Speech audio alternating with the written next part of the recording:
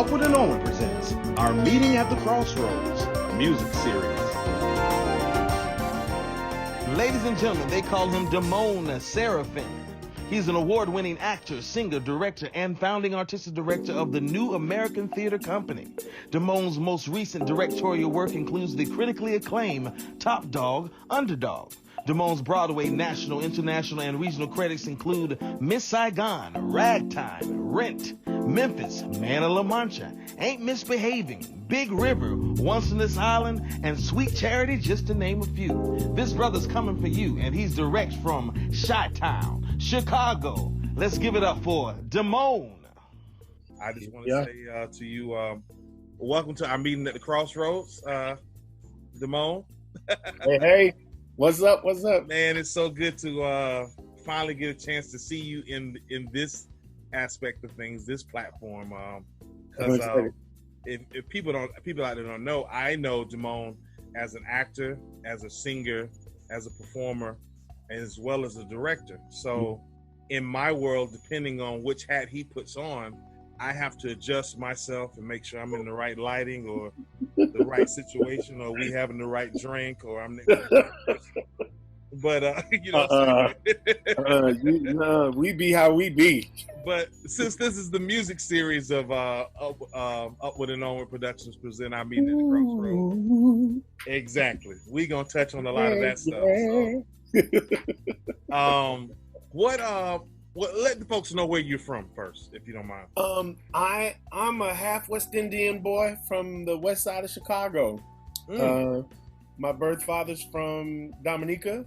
Okay. And my mother was from Chicago, and they met in Chicago, and he died shortly after I was born. So I did not grow up with that side of my family. I was raised by my mother and my grandparents, and then my godfather. I met my dad when I was 9 years old. He was my first acting teacher, and we just fell in love. He had no relationship with my mother.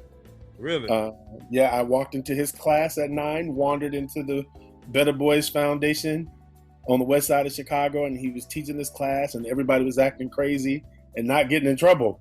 Yeah. I was like, oh, I can do that. But in the middle of that, me and this man connected on such a deep level, and we kind of looked alike, and so people just already assumed that we were related. That's what it was. But he tells the story, and he says the moment he saw me, and he's had hundreds of students, he said God said he's yours, and that was it. So you said something about the West Indian part. Did you ever get a chance to touch in on any of that part of your life, like meet any of that family or anything? Darren, it's funny because you don't know this, but we were on a ship. And I remember, and I was going to ask you, I was like, I thought it was just part of a game. You'd be like, yeah, man, you know, half of me is Dominica. I was like, yeah, okay, whatever. I'm just going to say that while I order these drinks for us. No. And that's real. St. Thomas, which is where my family ended up, that part of my family ended up settling. I didn't have any direction, because even at that, wow, how long has it been since we've known each other, since we were on that ship? We've known each other for about 10 years now. So that was about the time I started. So 9/11/01, 9/11, right after 9/11 is when I first met my siblings. Oh, wow.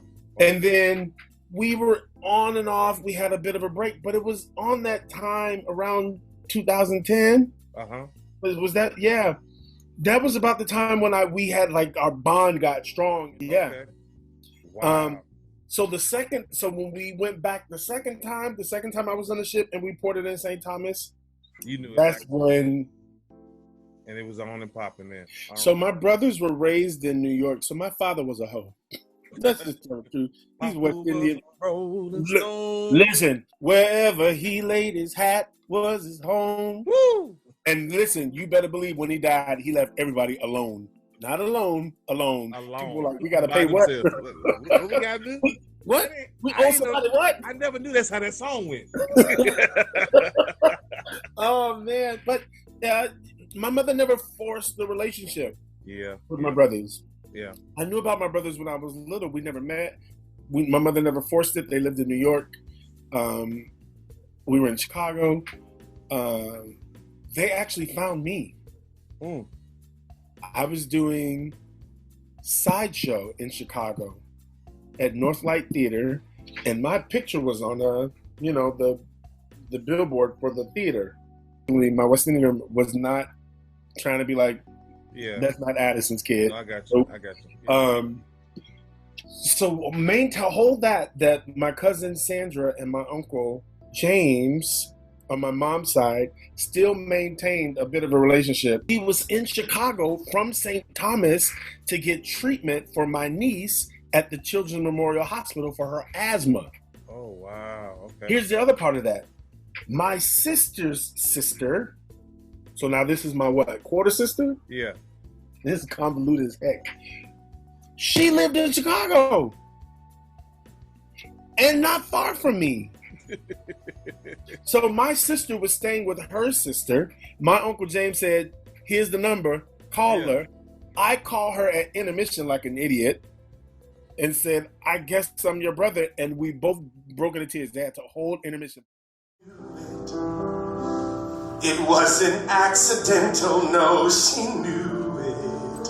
She smiled and seemed to tell me so all through it. She knew it, I know.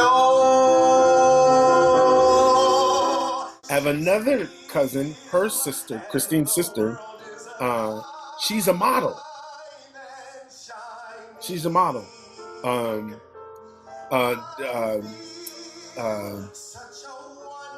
Delphine, I'm saying her name, DeMone Seraphin. Okay. All right. DeMone Seraphin. She's a model. My father, I learned so much from my brothers about my father. Mm-hmm.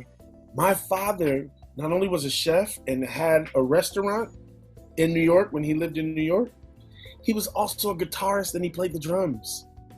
My brothers, my one brother is a poet. That's David. And then Addison is a rapper. So for you, how many of you all are is there? Well, listen, it's funny you asked that question because last year, at the top of last year, another sister surfaced. She actually reached out to me on Facebook. I think we have the same father. And my brothers always said that we had other siblings out there. Man. And sure enough, that was it. So I'm the oldest of 3 with my mother, and I'm the youngest of 7 with my dad. This is he was a temptation for real. Mm-hmm. Mm-hmm. And all of us are artistic in some way. So now, not autistic, artistic. we shall see through this conversation. Listen, although I wonder. Where did you study school? I went to a public school for grade school in Chicago. Anton Dvorak Elementary School. What you call it? Fancy name. Everything. Dvorak. I'm from Chicago. Oh God. And then I went to high school. I went to a private performing arts high school, Chicago Academy for the Visual and Performing Arts. All right. And then I went to CCM.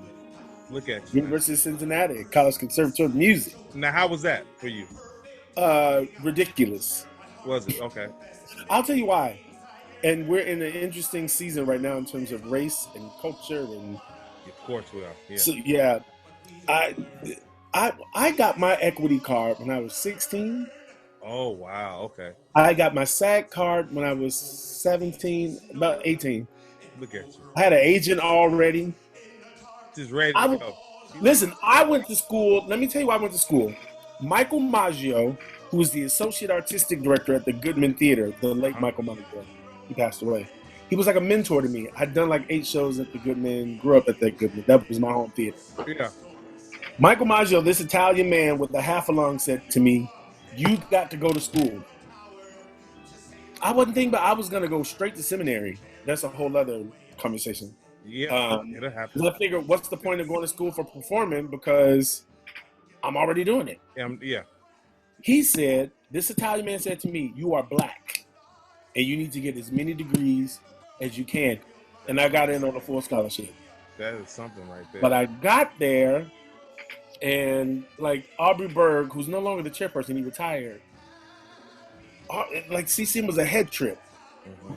You were either crazy or had eating disorders. I already came with an eating disorder, so it was kind of further exacerbated. And then we know the people that went there with you that was crazy. So yeah, we had to weigh in, and it was like one big head trip.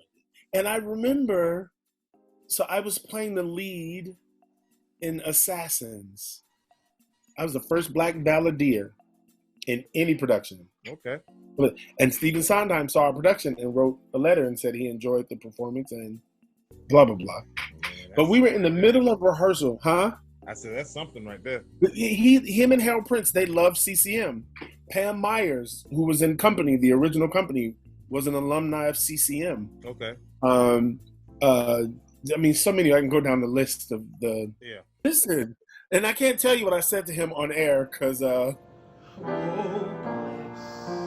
As my dream dies, as the time flies, love's a lost illusion, helpless, unforgiven, cold and driven to this sad conclusion.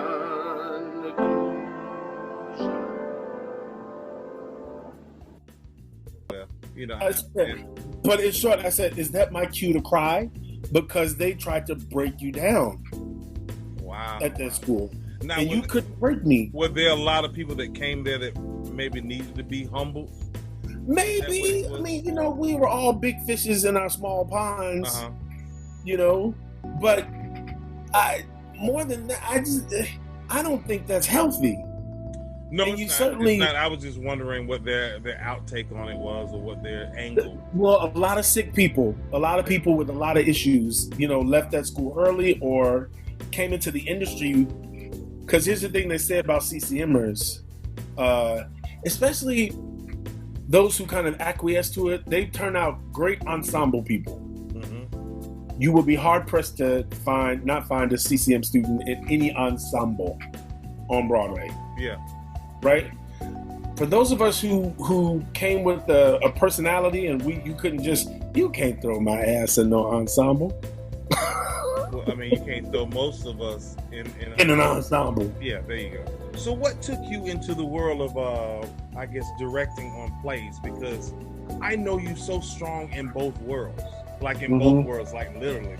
So sometimes when I'm sitting there listening to you, I'm like, let me lean to the left. This is what I really need to be doing. But sometimes I be thinking like, is he about to incorporate a song? No, he's not. Okay, cool. Let's do this. But I'm just saying, like, have done readings with you and workshops and different other virtual plays and stuff like that. Yeah. I know you so much from both sides, but speaking on the director side, what got you there? My dad said to me, if this is going to be your profession, then you better know how to do all of everything. Yeah.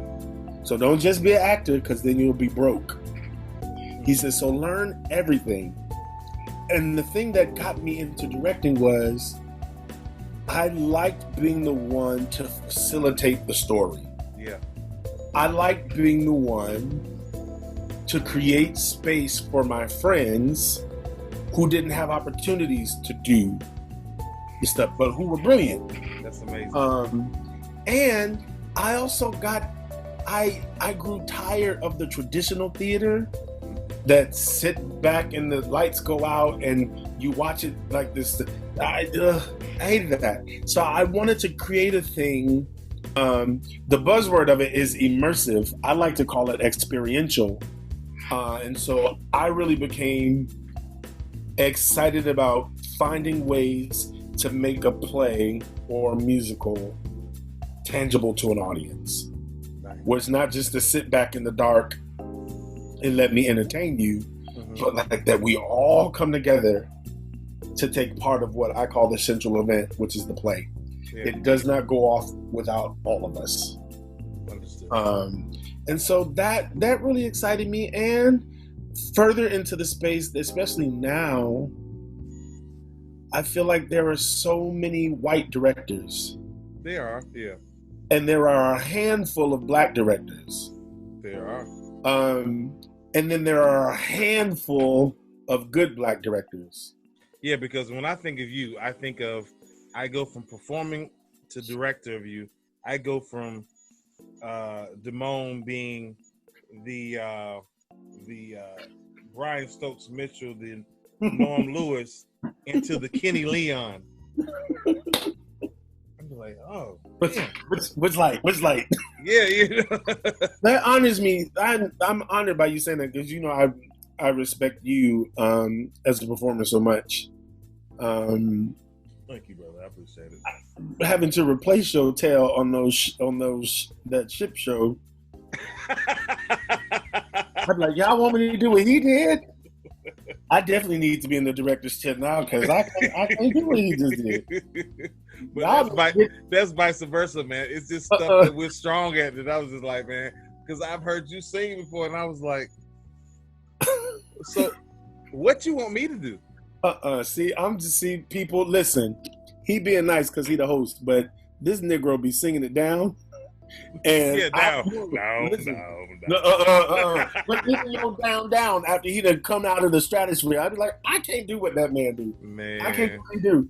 What are some of, like, let's say give me your top 5 artists that you followed in your life that you've either tried to emulate or pattern yourself after? Oh yeah. So I went to school with Donny Hathaway's daughters. See? Already. And I'll never forget when I realized who they were, because I didn't know. And I was, wait a minute. The Donny Hathaway? Those hang on the mistletoe. I'm gonna get for all we know. I said, that's your daddy. Oh my God. Man. Donny Hathaway. I'm still trying to figure out how to do this one-man show. There was a friend of mine who developed a one-man show based on Donny. And I like that. I feel like there's another way to, but there's Donny Hathaway. Yeah. Compliment what she does. Send her roses. James Ingram. Just because. If it's violin she loves, let them play. Yeah. Dedicate her favorite song and hold her close all night long. What you gotta do now? Yeah. Love her today. Find 100 ways. That's what we're talking about. Yeah. That's what I'm talking about. Oh, man. That man right there. He that is man right there. Underrated, man. He's underrated. Yes. He's underrated. Ooh. So you're talking about him? Donny Hathaway, James Ingram. James Ingram. And we just lost James Ingram, didn't we? We did. I want to say, was it 2 years ago? That was brain Don't cancer, quote me right? on it, but yeah, it was something. It was yeah, brain cancer. was, That messed me up. Yeah. I don't have the heart to hurt you. Oh. Yeah, So James, Donny, both gone. Barry Manilow. Really? I love story songs. Okay. I love it. We dreamers have our ways of facing rainy days, and somehow we survive. We keep the feelings warm, protect them from the storm, until our time arrives. And then one day the sun appears, and we come driving through those lonely years. I made it through the rain, kept my world protected. I made it through the rain, kept my point of view. I made it through the rain, and found myself respected by the others who got rained on too and made it through. Yeah. Those lyrics, man. Those lyrics. You can't find no one who writes those lyrics like that. So we got Barry Manilow, we got Barry James Manilow. Ingram, we got Donny Hathaway. Yep. James Ingram, right? We got James. Yeah, we got those three. Yep. And then Give me two more. Yep. Oh, listen, here they come. Master, the tempest is raging. Oh, the billows are tossing high. Gotta go to church. See, The sky is o'ershadowed with blackness. Oh, a grave in the angry deep. Yeah, you can't go nowhere without James Cleveland. my God. Carest thou not that we perish?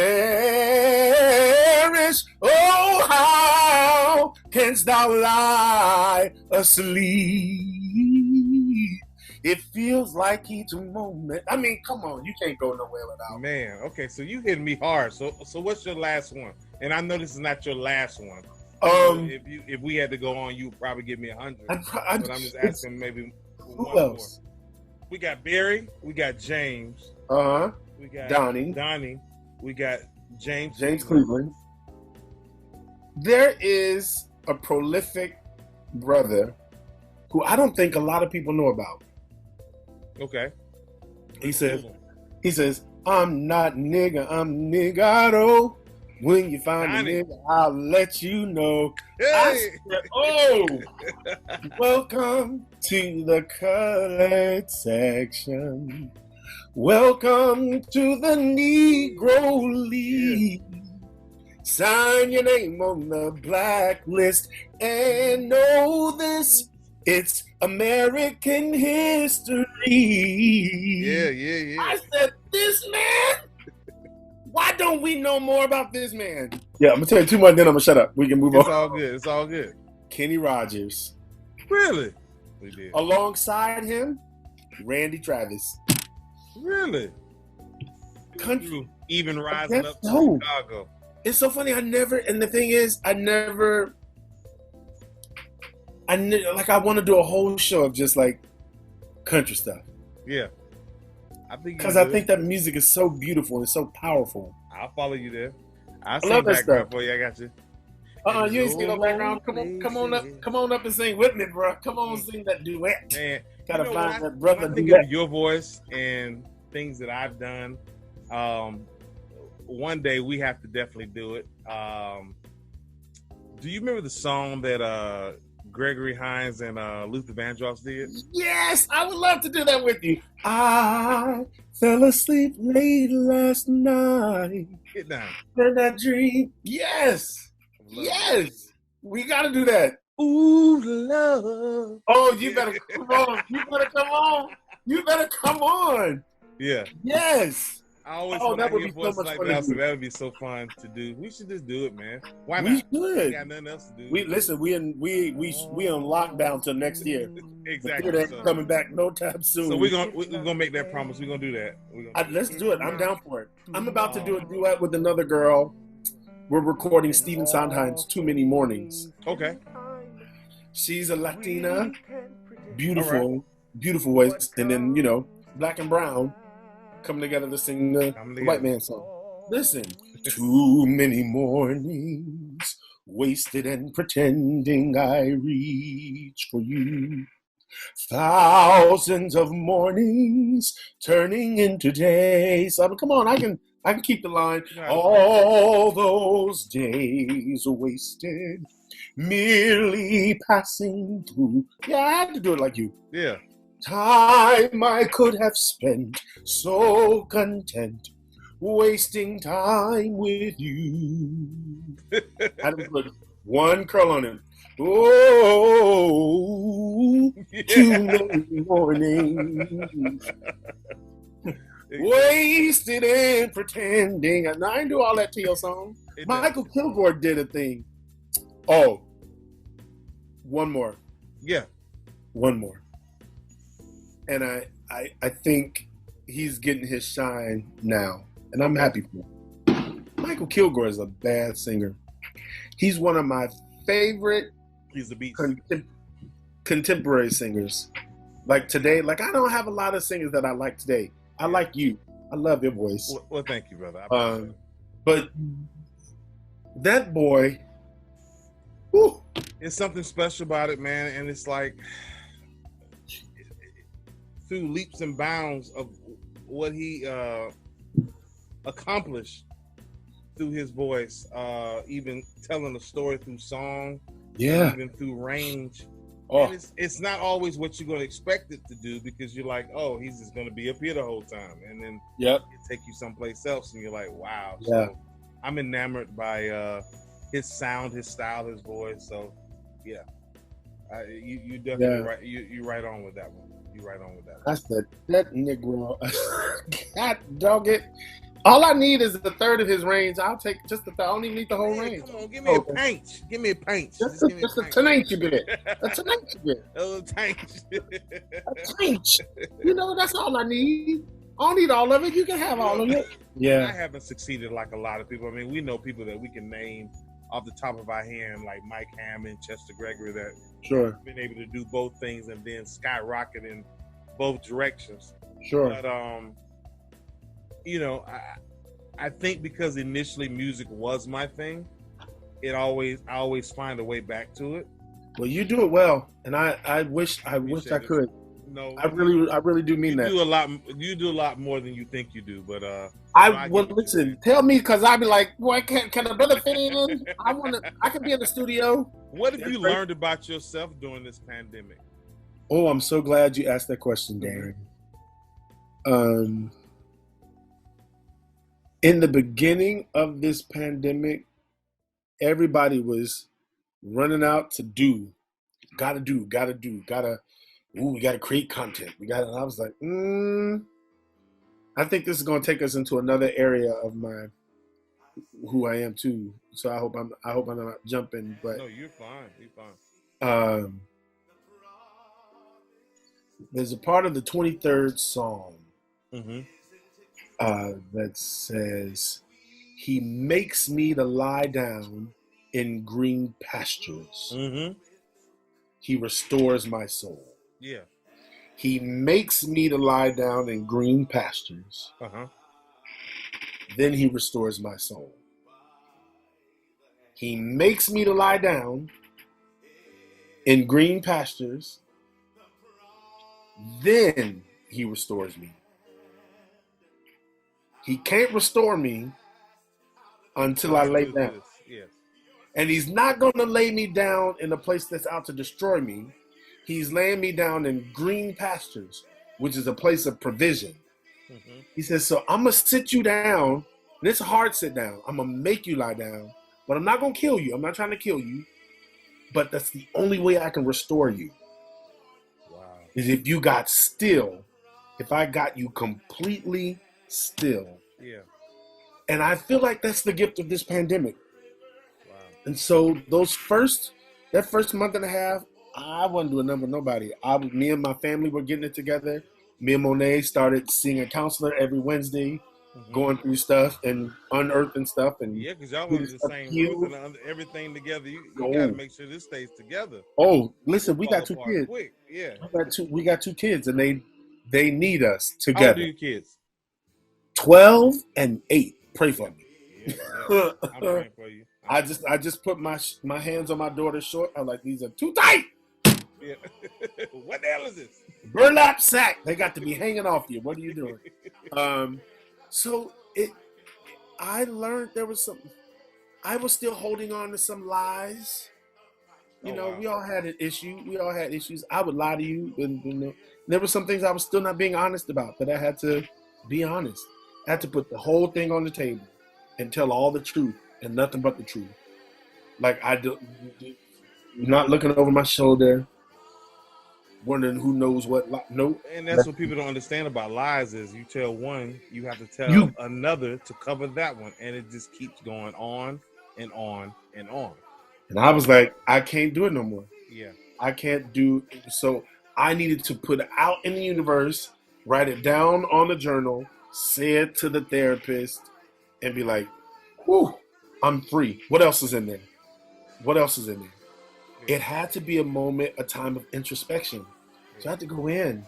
I had to be honest with the stuff I was lying to myself about. Yeah, and that's hard too, because sometimes we don't even know we lying. Like, Listen, no, there were things I knew I was lying about. I was like, that's a damn lie. What's wrong with you? What's wrong with you? Why you? You know you ain't 20. Listen. Why you keep saying No. No, but there was so much I had to unpack for myself, Darren. Mm-hmm. Not to be honest with myself about. There were some relationships I needed to go and try to repair, and some I could, some I couldn't. But I had to be like, listen, I did not do right by you here. I admit that. You mean like past relationships that you had to go back and have these conversations with, almost as if you were part of some past stuff that people were looking at me like, I forgot about that and wasn't even thinking about you. Great, I got it off me though. It's not on me anymore. Wow. Tell all the truth and tell it straight, so you don't have to go back. Tell the truth, nothing but the truth. So help you God, and be right by people. Well, this kind of leads me into asking you if there was anything that you could go back, if given the chance, with the knowledge that you have now, to be able to school and enlighten or encourage the DeMone, the Seraphin. Yeah. You're enough. You don't have to pad yourself with anything. When the Bible says your gifts will make room for you and place you before great men, trust God. Yeah. You ain't got to pad nothing onto you. Do right by people. Ooh, see, look at the truth. Yeah. No, it's easy. The burden is light now. Lighter, yeah. Lighter. I totally understand. So that's what I was to be. Do right by people. Yeah. And people still do right by me, and I haven't always been right by people. Wow. So I think that's the grace of God, that He covers me. Yeah. And then gives me the opportunity to go make it right. And I think that was what the season was about, to make things right. Mm-hmm. Make things right. I would tell my younger self, all things in time. Mm-hmm. And I'm not in a race with anybody. But no, man. Yeah. Man, it's been such a blessing to talk to you, man. I mean, I know it wasn't a long time, and I know we can go on and on about a lot of different things. And of course, folks don't even want to know how we used to cut up. But listen, this is all I would say is the Jade will never be the same. It will never be the same, and I don't think it ever was. But we had a ball, man, and it's been such a pleasure talking to you today. No, this is great. Tonight, rather, and just getting this information with you. For you. I look forward to this episode airing for you, and folks, let's look forward to some other things. And DeMone is actually going to be singing some songs for you a little bit later on, and you get a chance to see what it is that he does and some things that he has done before. So, you have any like social media handles or anything like that that people should know? I'm not very great on the social media, but you can find me on Facebook at DeMone Seraphin. You can find me on Instagram, DeMone Seraphin. I'm getting a new website. My agents got mad at me because they were like, "You need a website, brother." We're not even gonna say a new one. You just need one. You need a website. I don't know what that piece of trash you got is right now.